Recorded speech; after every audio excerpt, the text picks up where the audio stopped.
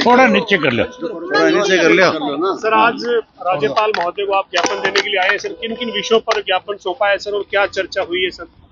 जो मुख्य मामला है वो है परचेज सेंटर का।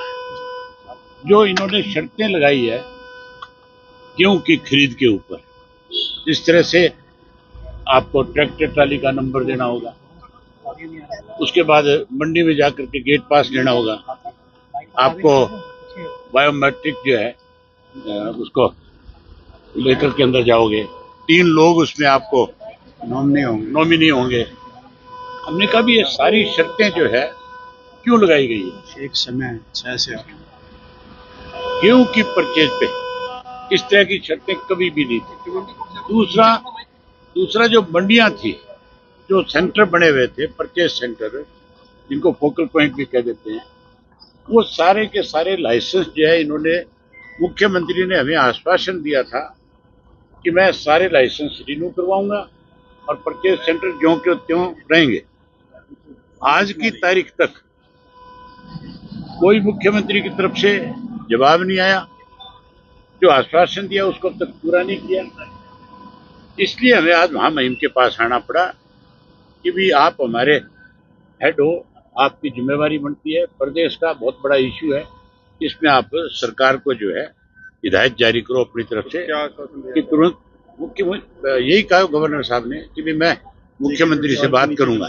मैंने बहुत खुल करके उनको कहा, मैं बोला मुख्यमंत्री से बात करने की बजाय आप कूलर को कहोगे तो और ज्यादा अच्छा रहेगा, क्योंकि मुख्यमंत्री तो नाम का है, डमी है, नाम का है उसने, ये तो केवल दिखाने के लिए चेहरा रखा गया है हमारे हरियाणा प्रदेश में कि भी हमने एक मुख्यमंत्री दे रखा है आपको। मुख्यमंत्री तो अगर इस पे कोई कार्रवाई करते तो जिस दिन हमने उनको ज्ञापन दिया था 12 मार्च को, उसके बाद उन्होंने हमें आश्वासन दिया था, तो फिर अब तक इस पे फैसला ले लेना चाहिए था, जबकि 1 तारीख से तो परचेज शुरू हो जाएगी। 1 से परचेज शुरू होगी तो फिर किसान के सामने दिक्कत आएगी कि नहीं आएगी? इसमें सर सरसों की खरीद हमने में देरी जो हुई है उसके चलते किसानों को हमने सरसों वाला इश्यू भी महामहिम के सामने रखा कि जो सरसों एमएसपी पे खरीदनी चाहिए थी वो आज किसान को सस्ते में बेचनी पड़ रही है। 600-700 रुपया क्विंटल का नुकसान है उसका, और सरकार जो है उसको खरीदने की बजाय सस्ते पे बेचने पे मजबूर कर रही है। हमने इसीलिए उनसे कहा कि भी आप इसमें दखल दो और आप सरकार को कहो। एक गेट पास का टाइम, गेट पास का टाइम, हाँ, एक जो गेट पास का टाइम रखा था उन्होंने 6 से लेकर के 8 बजे तक का, हमने कहा कि वो 24 आवर होना चाहिए, क्योंकि आप ये मान के चलो गेहूं तो रात को कटती है, दिन में तो आग लगने का डर रहता है।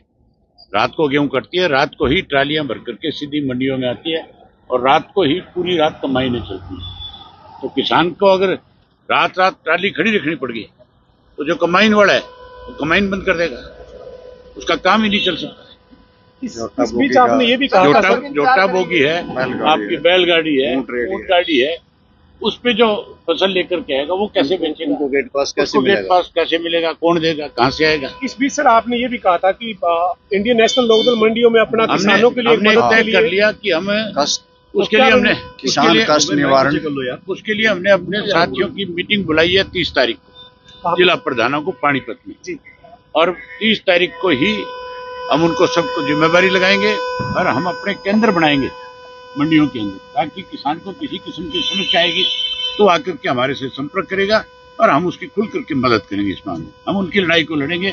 आज फिर मैं आपके माध्यम से सरकार को इस बात के लिए चेताना चाहता हूँ कि या तो तुरंत फैसला ले सरकार इसके ऊपर, तुरंत लाइसेंस जारी करे आड़तियों को, और परचेज सेंटर जो है उनको चालू किया जाए।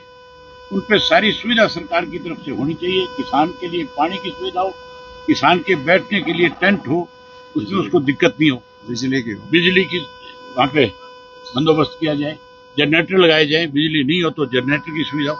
ये सारे काम सरकार तुरंत प्रभाव से आश्वस्त करे, लागू करे और मीडिया के माध्यम से प्रदेश की जनता को अवगत कराने का काम करे। सर एक सवाल, अदरवाइज हम किसान को लेकर के हमारी पार्टी की तरफ से बड़ा आंदोलन खड़ा कर देंगे और सरकार को इतना मजबूर कर देंगे जैसे पेंशन के लिए मजबूर किया था, उसी तरीके से मजबूर करेंगे और सरकार को घुटनों के बल ला करके खड़ा कर देंगे। सर आज मुख्यमंत्री ने प्रेस कॉन्फ्रेंस की है चंडीगढ़ में सुबह, वो कह रहे हैं कि ना गैस की कोई दिक्कत है, ना पेट्रोल डीजल की दिक्कत है। वो कह रहे हैं कि विपक्ष है वो भरम फैला रहे हैं, ये आरोप लगाए जा रहे हैं। मुख्यमंत्री के घर में तो नहीं है, मैं भी मानता हूँ।